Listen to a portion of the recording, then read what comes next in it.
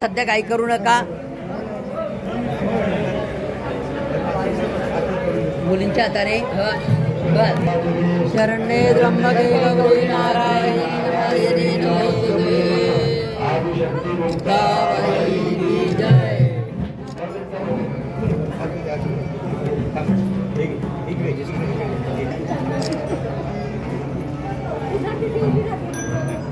आता मी देतो मी आता ते दादा सांगितलं तसं करा.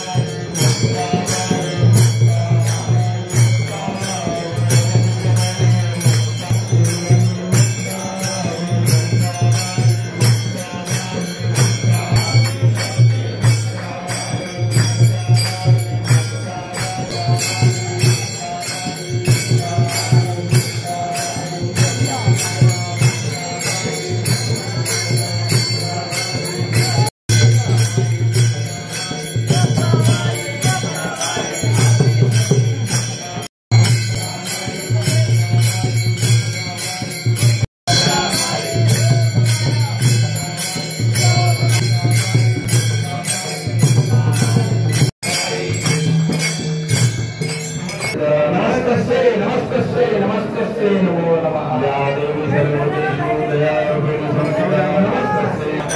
आदिशक्ति मूर्तिवाणी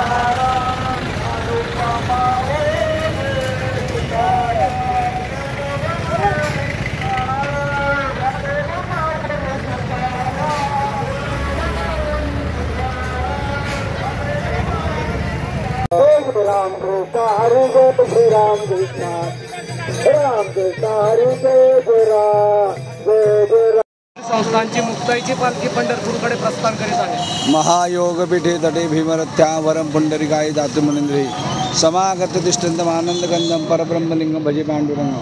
भगवान विष्णूचा अवतार असलेला पांडुरंग, पंढरीचा पांडुरंग या विठ्ठलासाठी संपूर्ण जगातले लोक दर्शनासाठी येत असतात।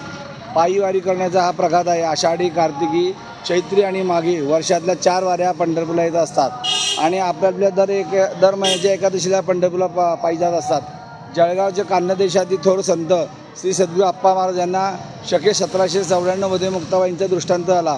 त्या दृष्टांत आज्ञेनुसार ज्येष्ठ शुद्ध वटपौर्णिमेला जळगावातून ही मुक्ताबाईंची पालखी निघते।